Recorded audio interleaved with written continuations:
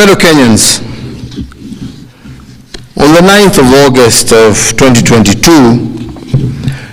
Kenyans participated in an election that ushered in new leaders at all levels of our governance realm.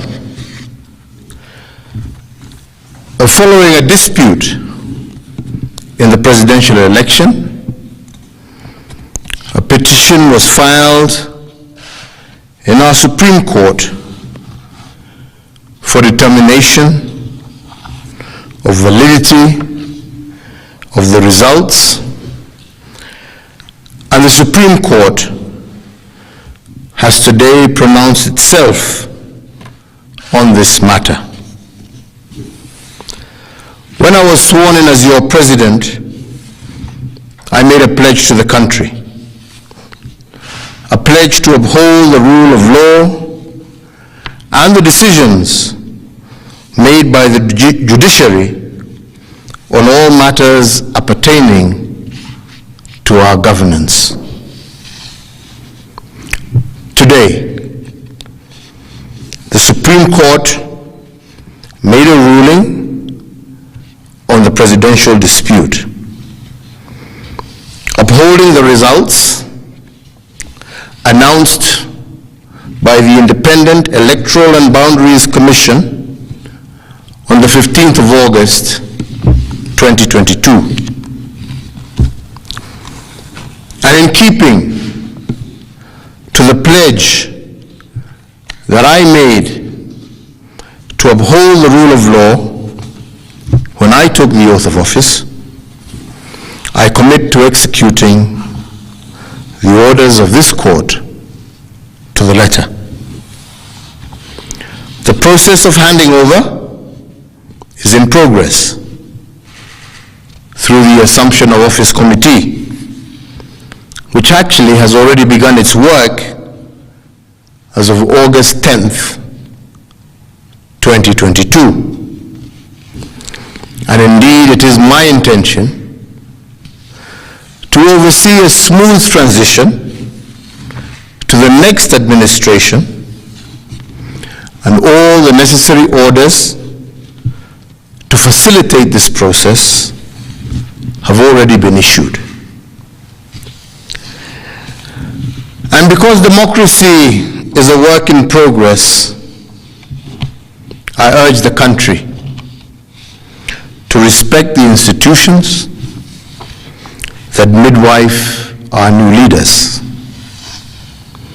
And in doing so, I also urge citizens to constantly put them under scrutiny, for this is the civic duty of every single Kenyan. In particular, this civic duty requires every citizen to constantly put the truth presented by our constitutional institutions to test. And they must test them for coherence, but also for correspondence. They must constantly scrutinize the coherence of the truth given by these institutions, and to ask themselves whether the truth has been coherent from one election to another. Has there been a consistent pattern that is acceptable to our democratic ethos? We must ask ourselves, is it about numbers, or is it about process? Which of these two is it? And can our institutions rule one way in one election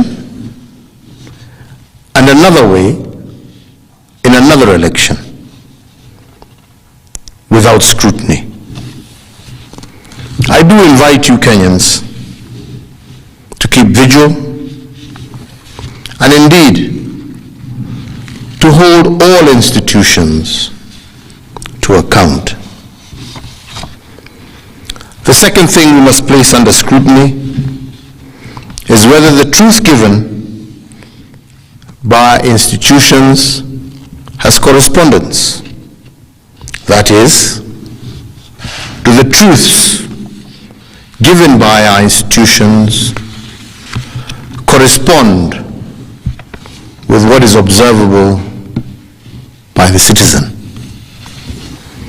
True beliefs and true judgments must correspond to the actual state of affairs. But do our constitutional institutions meet this threshold? While we must appreciate these institutions, we must also hold them to account at every juncture. And their truth has to be consistent and coherent. This is the only way we will build our democracy. I want to take this opportunity